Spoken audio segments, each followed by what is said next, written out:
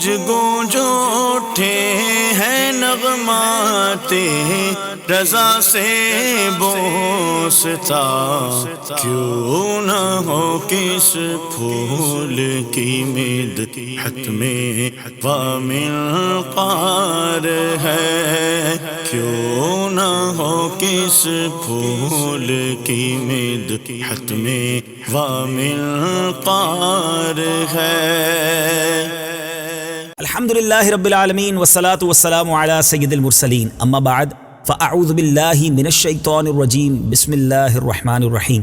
الصلاة والسلام علیک یا رسول اللہ وعلی آلک واصحابک یا حبیب اللہ، الصلاة والسلام علیک یا نبی اللہ وعلی آلک واصحابک یا نور اللہ۔ میٹھے میٹھے اسلامی بھائیوں اور مدنی چینل کے ناظرین، سلسلہ ہے نغمات رضا۔ الحمدللہ پچھلے سلسلے میں ہم نے ایک شاندار قصیدہ، جی ہاں قصیدہ نور کے کچھ مبارک اشعار سنے۔ امام عشق و محبت اعلیٰ حضرت کہیں تو میرے آقا کی عظمت کو اس سلسلے میں بیان کر رہے تھے۔ ان اشعار کے اندر جو ہم نے سنے، کہیں تو میرے آقا کی شان و عظمت کو بیان کیا، کہیں نور کی خیرات کا تذکرہ کیا، کہیں امامہ نور کی بات ہوئی، اور آج اس قصیدہ نور کو مزید آگے بڑھاتے ہیں، مزید کچھ اشعار سنتے ہیں اور ایمان کو تازہ کرتے ہیں۔ اعلیٰ حضرت امام اہل سنت اپنے شعر میں لکھتے ہیں، یہاں بات ہوگی میرے آقا علیہ الصلوۃ والسلام کے مبارک پسینے کی۔ سبحان اللہ، پسینہ مصطفیٰ کا تذکرہ ہے، مگر کس خوبصورت انداز میں ہے۔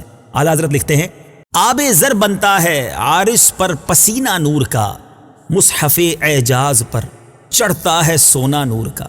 آب مانے پانی، زر مانے سونا، آب زر یعنی سونے کا پانی، عارض کے معنی ہے رخسار۔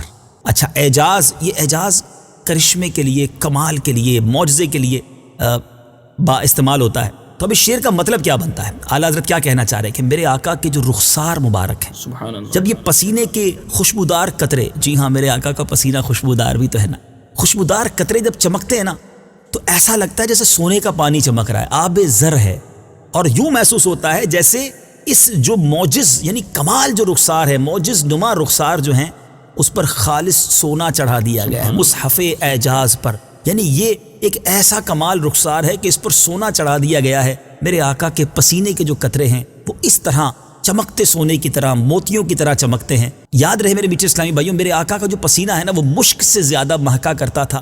بہت سارے واقعات ہیں، مگر اعلیٰ حضرت ہی اپنے ایک شعر میں نبی پاک علیہ الصلوۃ والسلام کی راہ گزر کا پتہ کچھ اس طرح بتاتے ہیں کہ عنبر زمین، عبیر ہوا، مشک تر غبار، ادنا سی یہ شناخت تیری راہ گزر کی ہے۔ یعنی میرے آقا جس گلی سے گزرتے تھے نا وہ گلی ایسی ہو جاتی جیسے مہکی مہکی، عنبر ہوا بن جاتی، عبیر زمین بن جاتی، غبار مشک بن جاتا۔ صحابہ کرام صرف خوشبو سے جان لیا کرتے تھے۔ اور سچی بات تو یہ ہے کہ اگر عشق والی ناک ہو، آج بھی اگر کوئی عاشق مدینے پہنچتا ہے وہ بالکل سمجھ جاتا ہے کہ یہ جگہ کوئی اور ہے، یہ ہوائیں کچھ اور ہے۔ لکھتے ہیں نا، عرصہ ہوا طیبہ کی گلیوں سے وہ گزرے ہیں، اس وقت بھی گلیوں میں خوشبو ہے پسینے کی۔ جو آقا علیہ الصلوۃ والسلام 1400 سال سے پہلے اس مدینے کی گلیوں سے گزرے ہوں، آج بھی خوشبو ہو، تو جس وقت واقعی وہ پسینہ نکلتا ہوگا تو واقعی مصحف اعجاز پر چڑھتا ہے سونا نور کا۔ ذرا سنیے، آب زر بنتا ہے عارض پر پسینہ نور کا، مصحف اعجاز پر چڑھتا ہے سونا نور کا۔ آب زر بنتا ہے عارض پر پسینہ نور کا، آب زر بنتا ہے عارض پر پسینہ نور کا،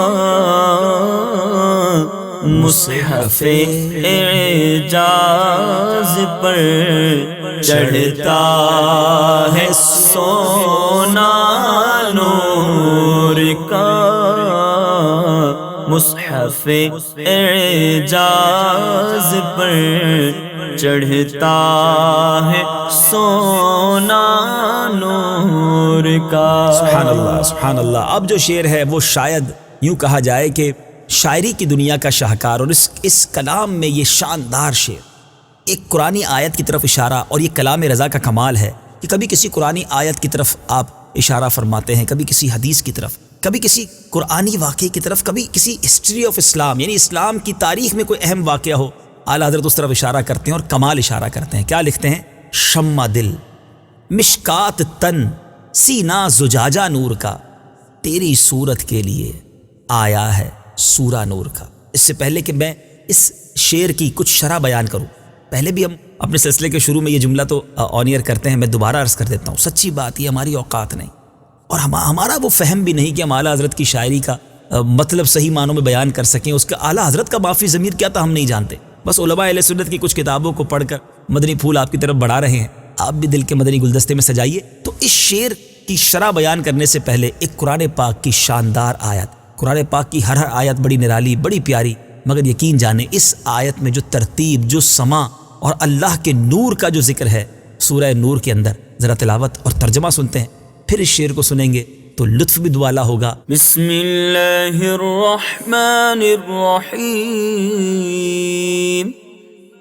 اللہ نور السماوات والارض، مثل نوره كمشكاة فيها مصباح، المصباح في زجاجة، الزجاجة كأنها كوكب دري يوقد من شجرة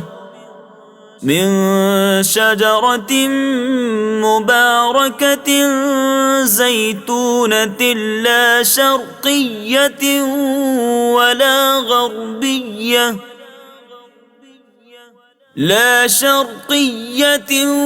ولا غربية يكاد زيتها يضيء ولو لم تمسسه نار، نور على نور، يهدي الله لنوره من يشاء، ويضرب الله الأمثال للناس، والله بكل شيء عليم۔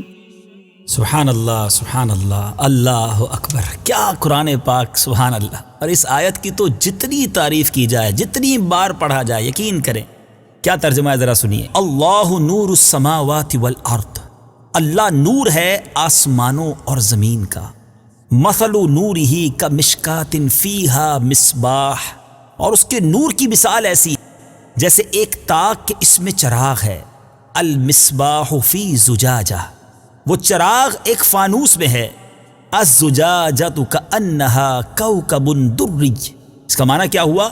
اور وہ فانوس گویا ایک ستارہ ہے، موتی سا چمکتا روشن ہوتا ہے، برکت والے پیڑ زیتون سے، وہ شجرہ مبارک کون سا ہے؟ زیتون، جو نہ پورب یعنی مشرق کا، نہ پچھم یعنی مغرب کا، قریب ہے کہ اس کا تیل بھڑک اٹھے اگرچہ اسے آگ نہ چھوئے، نور علی نور، نور پر نور ہے، اللہ اپنے نور کی راہ بتاتا ہے جسے چاہتا ہے، اور اللہ مثالیں بیان فرماتا ہے لوگوں کے لیے، اور اللہ سب کچھ جانتا ہے۔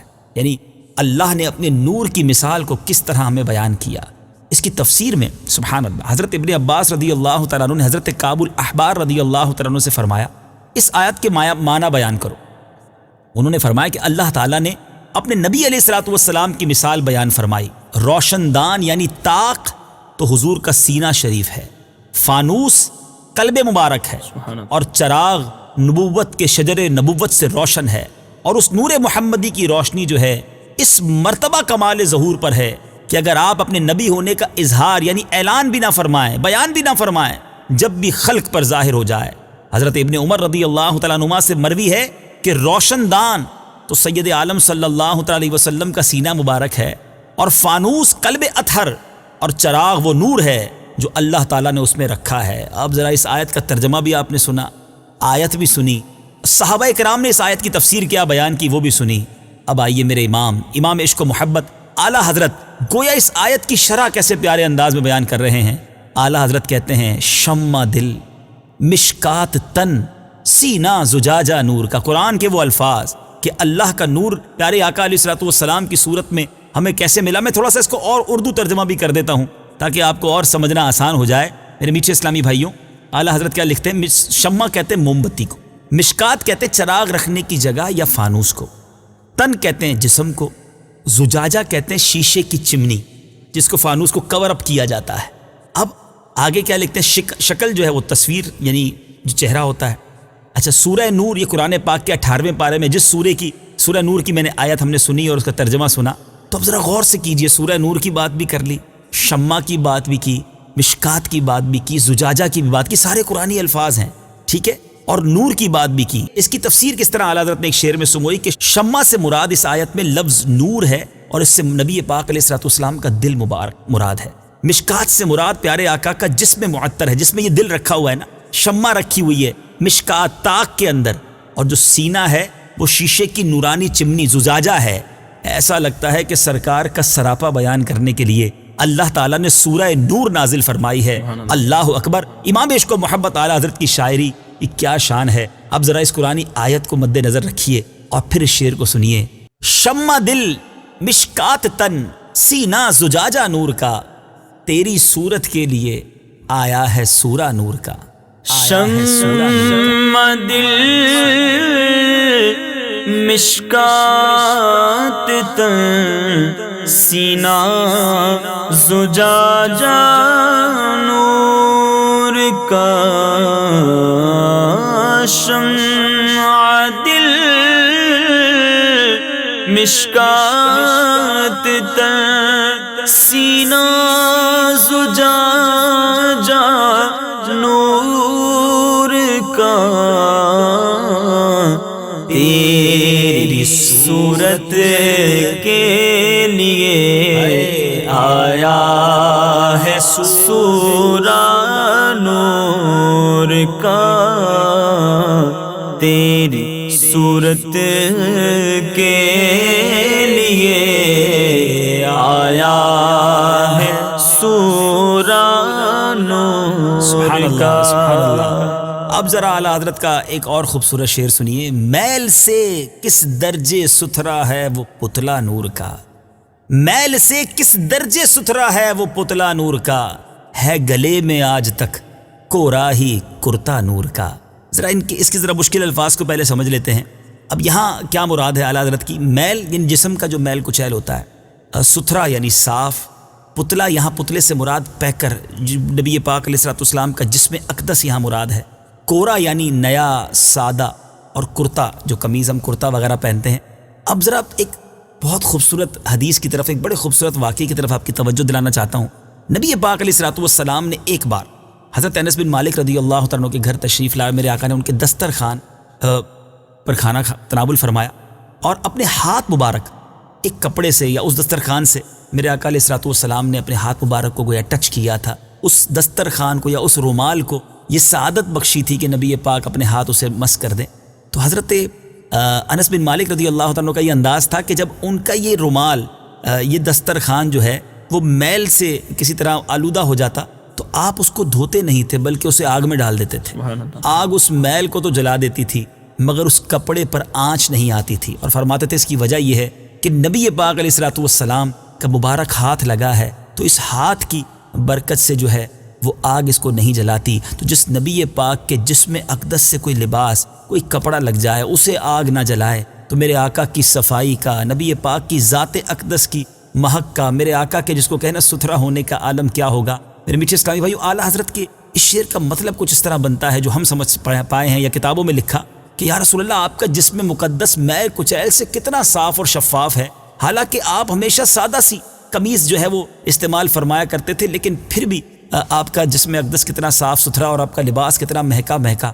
ایک اس کی بہت خوبصورت شرح اور کتابوں میں لکھی کہ آج تک ہے گلے میں، آج تک اس سے کیا مراد ہے؟ تو علماء لکھتے ہیں سبحان اللہ، یہاں ایک حدیث پاک کی طرف اشارہ ہے کہ انبیاء کرام اپنی قبروں میں زندہ ہیں اور نمازیں پڑھتے ہیں۔ ایک اور جگہ حدیث پاک میں آتا ہے اللہ تبارک و تعالیٰ نے زمین پر حرام قرار دیا کہ وہ انبیاء کے جسموں کو کچھ نقصان پہنچائیں، اللہ کے نبی حیات ہیں اور وہ اپنی قبر میں رزق دیے جاتے ہیں۔ سبحان اللہ، اس حدیث کی طرف گویا اشارہ ہے کہ آج صدیاں گزرنے کے بعد بھی میرے آقا علیہ الصلوۃ والسلام کے لباس کو مٹی جو ہے وہ چھو بھی نہیں سکی ہے۔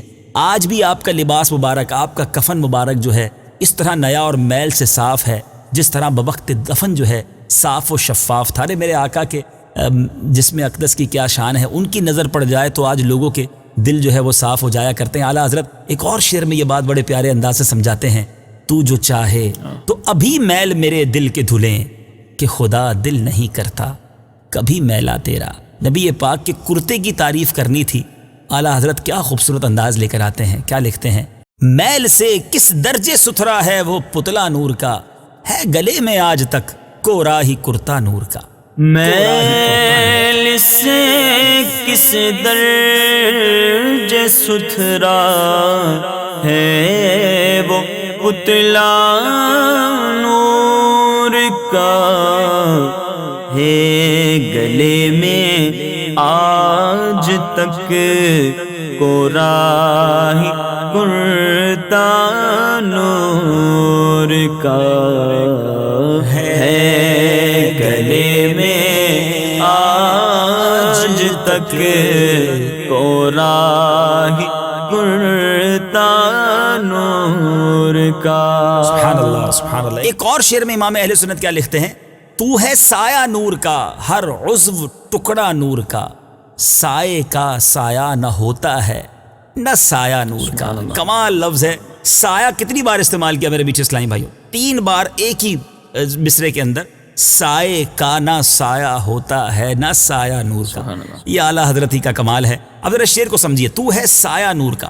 اعلیٰ حضرت یہ بتانا چاہ رہے ہیں کہ یا رسول اللہ صلی اللہ علیہ وسلم آپ نور خدا کا عکس ہیں، آپ اللہ کے نور کا سایہ ہیں، اور سایہ اور فیض ایسا ہے کہ آپ کے نورانی جسم کا عضو، یعنی عضو کا مطلب ہوتا ہے پارٹ آف دا باڈی، کوئی حصہ جسم کا، ہر عضو جو ہے گویا آپ کا نور کا ہے۔ اور آقا آپ چونکہ نور خدا کا سایہ ہیں تو سایہ کا تو سایہ نہیں ہوتا۔ آپ نے کبھی دیکھا ہے میٹھے اسلامی بھائیوں کہ کسی چیز کا سایہ ہو پھر اس کا بھی سایہ ہو؟ نہ سایہ کا سایہ ہوتا ہے اور نہ نور کا سایہ ہوتا ہے۔ تو پیارے آقا سایہ بھی ہیں مگر وہ نور خدا کا سایہ ہیں، عکس نور خدا ہیں، اور چونکہ خود نور ہیں اس لیے آپ کا بھی سایہ نہیں ہے۔ ذرا سمجھیے اور اعلیٰ حضرت کی بھی شاعری کی شان سمجھیے اور میرے آقا کے نور کا بھی تصور جمائیے۔ کیا لکھتے ہیں؟ تو ہے سایہ نور کا، ہر عضو ٹکڑا نور کا، سائے کا سایہ نہ ہوتا ہے نہ سایہ نور کا۔ تو ہے سایہ نور کا، ہر عضو ٹکڑا نور کا، سایہ کا سایہ نہ ہوتا ہے نہ سایہ نور کا، سایہ کا سایہ نہ ہوتا ہے نہ سایہ نور کا۔ سبحان اللہ، کیا بات ہے۔ اعلیٰ حضرت ایک شعر میں کیا خوب لکھتے ہیں؟ وصف رخ میں گاتی ہیں حوریں ترانہ نور کا، وصف رخ میں گاتی ہیں حوریں ترانہ نور کا، قدرتی بینوں میں کیا بجتا ہے لہرا نور کا۔ کچھ مشکل الفاظ ہیں چونکہ پرانی اردو ہے، لیکن ذرا سمجھیے تو ایمان تازہ ہو جائے گا۔ وصف رخ، اس کے معنی کیا بنا؟ وصف رخ کا معنی یہ ہے کہ نبی پاک علیہ الصلوۃ والسلام کے چہرے کی تعریف، کسی کے رخ کی تعریف کی جائے، اس کو کہتے ہیں وصف رخ۔ ٹھیک ہے، بینوں، یہ بین کی جمع ہے، اور بین ایک ساز ہے، سپیرے بھی آپ نے دیکھا ہوگا جو سانپ کے لیے بین بجاتے ہیں۔ اچھا، لہرا، اس سے کیا مراد ہے؟ نغمہ، لے یا سر۔ اب اس شعر کا مطلب کیا بنتا ہے؟ اعلیٰ حضرت امام سنت کیا لکھتے ہیں؟ یعنی یہاں حوریں جو ہیں نبی پاک علیہ الصلوۃ والسلام کی شان کو جو بیان کر رہی ہیں، جنت میں جو ترانے گویا گنگنائے جا رہے ہیں وہ پیارے آقا کی شان ہے، نبی پاک کے گویا مدح سرائی کی جا رہی ہے، اس کا تصور جمایا ہے۔ اعلیٰ حضرت لکھتے ہیں کہ یا رسول اللہ صلی اللہ علیہ وسلم آپ کے چہرے کی تعریف میں جنت کی حوریں جو ہیں وہ نور کا ترانہ گا رہی ہیں، اور وہاں جو ہے وہ قدرتی بینوں یعنی نور کے سروں سے، وہاں میوزک تو نہیں ہوگا نا، لیکن نور کے سروں سے قدرتی بینوں میں کیا بجتا ہے نغمہ نور کا۔ اس سے مراد ہے کہ یا رسول اللہ نور کے سروں سے کیا خوب نورانی نغموں کی لہریں اٹھ رہی ہیں۔ یا رسول اللہ جنت میں بھی گویا آپ کے استقبال کی تیاریاں ہو رہی ہیں، آپ کی مدح سرائی وہ حوریں کر رہی ہیں، اور سچی بات یہ ہے حوریں آپ کی نعتیں گنگنا کر اپنا نصیبی جگا رہی ہیں۔ کیا خوبصورت بات اعلیٰ لکھتے ہیں؟ وصف رخ میں گاتی ہیں حوریں ترانہ نور کا، قدرتی بینوں میں کیا بجتا ہے لہرا نور کا۔ وصف رخ میں گاتی ہیں حوریں ترانہ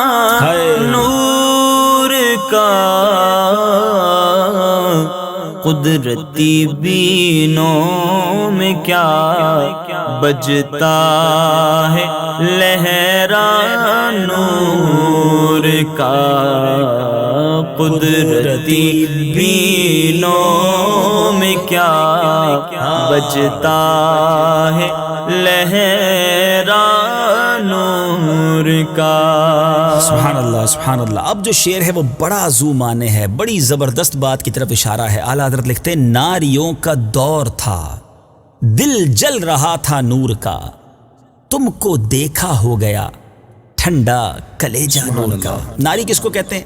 جہنمی، آگ والے، دوزخی جس کو کہتے ہیں۔ اچھا دور یعنی ان کا زمانہ تھا، کلیجہ جگر کو کہتے ہیں، دل کو کہتے ہیں، دل اور سینے کو بھی کلیجہ کہا جاتا ہے شاعری میں بھی۔ اچھا اب اس شعر کا معنی کیا بنتا ہے؟ ناریوں کا دور تھا، دل جل رہا تھا نور کا، تم کو دیکھا ہو گیا ٹھنڈا کلیجہ نور کا۔ یعنی نبی پاک علیہ الصلوۃ والسلام کے سامنے جب کفار کا ایک بڑے ظلم و ستم کا دور تھا اور ان کو دیکھ کر نبی پاک علیہ الصلوۃ والسلام جو ہیں یقیناً وہ پریشانی کا باعث تھا وہ سارا معاملہ، تو پیارے آقا علیہ الصلوۃ والسلام نے جب اپنے نور کی کرنیں بکھیری تو میرے بیچ اسلامی بھائیو کفر کا زور جو ہے وہ ٹوٹ گیا اور نور کا جگر ٹھنڈا ہو گیا۔ اس کی ایک شرح تو یہ ہے کیونکہ اب قیامت تک نور کا غلبہ رہے گا، اور کچھ عشاق نے اس کی شرح یہ بھی کی کہ جب یہ کفار کا بڑا زبردست زور تھا، بڑا ظلم و ستم تھا، تو میرے آقا علیہ الصلوۃ والسلام نے اللہ تبارک و تعالیٰ سے یہ دعا کی کہ یا اللہ عمر بن خطاب یا عمر بن حشام ان دونوں میں سے کسی ایک کو ایمان کی دولت عطا کر کے اسلام کو طاقت اور عزت عطا فرما۔ حدیث کا مضمون کچھ اس طرح ہے، اللہ تبارک و تعالیٰ نے حضرت عمر بن خطاب رضی اللہ تعالیٰ عنہ کو ایمان کی دولت سے نوازا، آپ 40ویں مسلمان بنے اور آپ کے ایمان لانے سے میرے آقا کو بڑی خوشی ہوئی، اسلام کو تقویت بھی ملی۔ اللہ غنی۔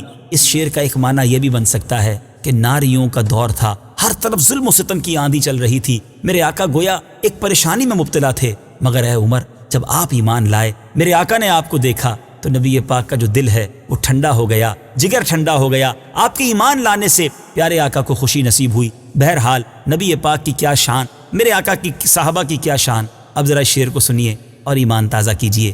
ناریوں کا دور تھا، دل جل رہا تھا نور کا، تم کو دیکھا ہو گیا ٹھنڈا کلیجہ نور کا۔ ناریوں کا دور تھا، دل جل رہا تھا نور کا، ناریوں کا دور تھا، دل جل رہا تھا نور کا، تم کو دیکھا ہو گیا ٹھنڈا کلیجہ نور کا، تم کو دیکھا ہو گیا ٹھنڈا کلیجہ نور کا۔ اب نبی پاک علیہ الصلوۃ والسلام کے دربار کی پھر یوں سمجھیے تصور میں اعلیٰ حضرت گم ہو کر کیا خوبصورت بات لکھتے ہیں کہ آقا آپ کا در تو وہ ہے جس سے ہر کسی کو خیرات ملتی ہے، جو گدا دیکھو لیے جاتا ہے توڑا نور کا، نور کی سرکار ہے کیا اس میں توڑا نور کا۔ اب اس میں 2 بار لفظ توڑا آیا ہے، مگر ان دونوں توڑا کا جو لفظ ہے اس کے 2 الگ معنی اعلیٰ حضرت نے یہاں بیان کیے، اور یہی کلام اعلیٰ حضرت کی شان ہے۔ یہاں جو پہلا مصرع ہے، گدا کہتے ہیں بھکاری کو، یا رسول اللہ صلی اللہ تعالیٰ علیہ وسلم آپ کے در پر گدا گروں کی بھیک ہے، ہر طرف مدینے میں بھیڑ ہے فقیروں کی، ایک دینے والا ہے کل جہاں سوالی ہے۔ سبحان اللہ۔ تو نبی پاک کے در پر سارے گدا آ رہے ہیں، بھکاری آ رہے ہیں، اور جو گدا دیکھو لیے جو آتا ہے اسے توڑا نور کا۔ یہاں توڑے سے مراد تھیلا یا یوں سمجھے جھولی بھر دی جاتی ہے، کچھ حصہ دے دیا جاتا ہے، سب کو توڑا نور کا یعنی حصہ نور کا مل رہا ہے۔ آقا نور کی سرکار ہے کیا اس میں توڑا نور کا۔ اب جو دوسرا توڑا ہے یہ مراد کمی کی ہے کہ آپ کی سرکار سے کون سی کمی ہو جانی ہے، اللہ نے اتنے خزانے آپ کو دیے ہیں۔ ایک اور جگہ خوبصورت بات لکھتے ہیں نا، کریم ایسا ملا کہ جس کے کھلے ہیں ہاتھ اور بھرے خزانے، بتاؤ اے مفلسوں کہ پھر کیوں تمہارا دل اضطراب میں ہے۔ یعنی نبی پاک کے خزانوں میں کبھی نہیں ہے، پھر گھبراہٹ کیسی ہے۔ ایک اور جگہ لکھتے ہیں نا، میرے کریم سے گر قطرہ کسی نے مانگا، مانگتے قطرہ ہیں، اور آقا کیا دیتے ہیں، دریا بہا دیے ہیں در بہا دیے ہیں۔ تو نور کی سرکار یعنی یہ وہ سرکار ہے کہ جہاں سے جس کو ملتا ہے، جو گدا دیکھو لیے جاتا ہے توڑا نور کا، نور کی سرکار ہے، کیا اس میں توڑا نور کا۔ یہ ایک شان ہے، یہ ایک انداز ہے۔ آپ نے دیکھا ہوگا بھکاری جب کسی بادشاہ کے در پر جاتا ہے یا کسی کے دروازے پر جاتا ہے، کہتا ہے آپ کو اللہ نے بڑا دیا ہے، آپ تو سب کو بھی دیتے ہیں، آپ کا کچھ کم نہیں ہوگا، مجھے عطا کر دیں۔ ایک بھکاری کا سا انداز ہے دربار رسالت میں۔ آقا در وہ ہے کہ جو گدا دیکھو لیے جاتا ہے توڑا نور کا، نور کی سرکار ہے، کیا اس میں توڑا نور کا۔ کہا نہیں ہے مگر سب کچھ کہہ دیا ہے کہ سب کو مل رہا ہے، مجھ پر بھی نگاہ کرم فرمائیے۔ آئیے شعر کو اس تصور میں دربار جانا سے بھکاری کی صورت بن کر اگر سنے تو انشاءاللہ لطف اور آئے گا۔ جو گدا دیکھو لیے جاتا ہے توڑا نور کا، نور کی سرکار ہے، کیا اس میں توڑا نور کا۔ جو گدا دیکھو لیے جاتا ہے توڑا نور کا، جو گدا دیکھو لیے جاتا ہے توڑا نور کا، نور دی سرکار ہے، کیا اس میں توڑا نور کا، نور کی سرکار ہے، کیا اس میں توڑا نور کا۔ اچھا، ایک طرف تو اپنی جھولی بھرنے کی التجا ہے، اور اب اعلیٰ حضرت جو ہے نا وہ سبھی کو در دکھاتے ہیں نبی پاک علیہ الصلوۃ والسلام کو کہ سارے پہنچ جاؤ اور اپنا اپنا حصہ لے لو۔ اب امام اہل سنت نے کمال کیا۔ دیکھیں چاند جو ہے وہ بہت خوبصورت ہے، مگر جو پہلے دن کا چاند ہوتا ہے نا، جس کو ماہ نو بھی کہتے ہیں، انگریزی میں جس کو کرسنٹ کہتے ہیں، ہلال جس کو کہا جاتا ہے، بڑا خوبصورت ہوتا ہے، آپ نے دیکھا ہوگا۔ لیکن اعلیٰ حضرت نے جب اس چاند کو گویا دیکھا تو لوگ تو اس چاند کی خوبصورتی میں کھو جاتے ہیں۔ اب اعلیٰ حضرت نے اس ہلال کو ایک کشکول کی مانند سمجھا اور کہا اے مہینے، اے چاند، پہلے دن کا چاند ہے، اب پورے مہینے کی خیرات بھی تو لینی ہے نا، مہینہ پورا چلانا ہے، گھر چلانے کے لیے بندہ پہلے دن کوشش کرتا ہے مہینے کے۔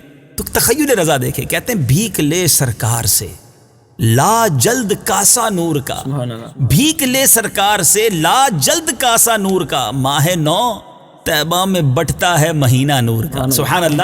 کاسا کہتے ہیں کشکول کو، گدائی جو گداگر ہوتے ہیں وہ ایک پیالہ لے کر، آپ نے دیکھا ہوگا پہلے زمانے میں تو پیالہ ہوتا تھا، ایک کشکول جسے کہتے ہیں اسے کاسا کہتے ہیں۔ تو اعلیٰ حضرت نے اس ماہ نو کو تشبیہ دی کاسا سے کہ اے پہلے دن کے چاند جلدی کر، لا جلد، جلدی کر اور پیارے آقا کے دربار میں حاضر ہو جا اور پورے مہینے کی خیرات لے جا تاکہ پورا مہینہ نور تجھے ملتا رہے۔ اور دیکھیں ہر دن چاند پھر بڑھتا ہے، پہلے دن تھوڑا ہوتا ہے پھر اس کا نور گویا بڑھتا چلا جاتا ہے۔ بھیک لے سرکار سے لا جلد کاسا نور کا، ماہ نو طیبہ میں بٹتا ہے مہینہ نور کا۔ بھیک لے سرکار سے لا جلد کاسا نور کا، بھیک لے سرکار سے لا جلد کاسا نور کا، ماہ نو طیبہ میں بٹتا ہے مہینہ نور کا، ماہ نو طیبہ میں بٹتا ہے مہینہ نور کا۔ جی میرے میٹھے اسلامی بھائیوں، قصیدہ نور جاری ہے اور ایسا لگ رہا ہے کہ نور کی برسات بھی جاری ہے۔ کیا بات ہے میرے امام کی، امام اہل سنت کی۔ انشاءاللہ بہت سارے اشعار باقی ہیں، اگلے سلسلے میں قصیدہ نور کے مزید اشعار بھی سنیں گے، اس کی شرح کو سمجھنے کی کوشش کریں گے۔ رب کریم سے دعا ہے اللہ تعالیٰ تربت اعلیٰ حضرت پر کروڑوں انوار و تجلیات کی بارش برسائے اور ہمیں بھی اعلیٰ حضرت کے صدقے نبی پاک علیہ الصلوۃ والسلام کا سچا عشق عطا فرمائے۔ صلو علی الحبیب صلی اللہ تعالی علی محمد صلی اللہ علیہ وسلم۔ گونج گونج اٹھے ہیں نغمات رضا سے بوستا، کیوں نہ ہو کس پھول کی مدحت میں وامل قار ہے، کیوں نہ ہو کس پھول کی مدحت میں وامل قار ہے۔